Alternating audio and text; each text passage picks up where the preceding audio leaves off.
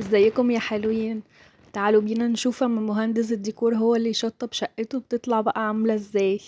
انا هاجر ودي قناتي. بجيب لكم افكار لشقق العرايس. لو انتي بقى عروسة وحابة تاخدي افكار للفرش والالوان وكل ده كله هتلاقيه عندي على قناتي. بصي هنا بقى المهندس عامل ايه بقى. خدي بقى سكرين شوت لأي حاجة عجباكي، اي دمج الوان، اي حاجة، وروحي بقى يلا نفذيها في شقتك بالتكاليف اللي تعجبك.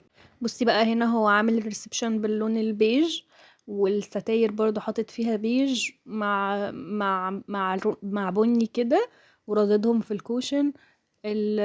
السفرة بقى شامبين في جولد كده، ومدخل الجولد في الديكورات مع حبة تحف.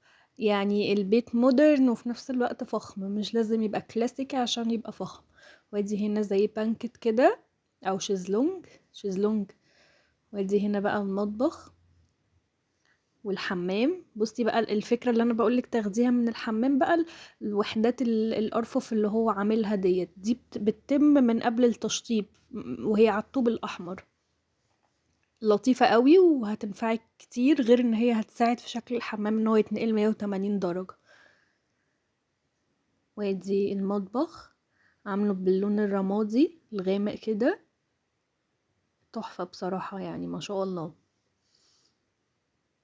طبعا ربنا يبارك لهم فيها ويفرح اصحابها بيها يا رب، وكلكم تعملوا زيها ان شاء الله. ادي الركنة التانية عاملها باللون الرمادي الفاتح كده، وبرضو حاطط في الستاير مشجر عشان ينطق يعني الغرفة. وادي بقى الحمام، ده تاني حمام برضو نفس الفكرة، نفس فكرة الأرفف بتاعة الدفن اللي في الحيطة دي. وادي هنا حاطط مراية برضو مضيئة كده شكلها لطيف. وادي بصوا الجزامة. نيجي بقى على الغرفة العسولة دي، هي غرفة أطفال بسيطة، مستغلين فيها المساحة من كل الجوانب، عاملين سرير دورين كده، وفي الاتجاه التاني سرير تاني. الألوان كلها بسيطة ولطيفة وهادية يعني هو مش ناسي أي تفاصيل. وادي غرفة رئيسية واخدة برضو نفس الروح، والدولاب مع الستاير واخد نفس روح الستاير، متنجد بنفس القماشة مع السرير.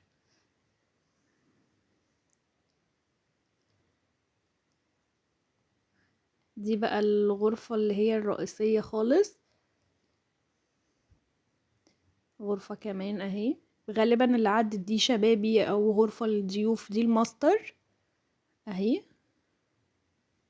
واخدة الطابع الهادي خالص بقى، ما فيهاش بقى هنا دوشة ولا اي حاجة زي الاوض التانية. ودي الحمام بتاعها واخد من روحها برضو باللون الجولد كده، يعني دي تحسوها رومانسية اكتر كده، هادية خالص. بصوا ما شاء الله اللهم بارك يا رب. هنا بقى بصوا هو الارفف الرف عامله بشكل مختلف، بس هو موجود يعني هو اساسي في اي حمام. الفيديو خلص، ما تنسونيش في اللايك والاشتراك في القناة.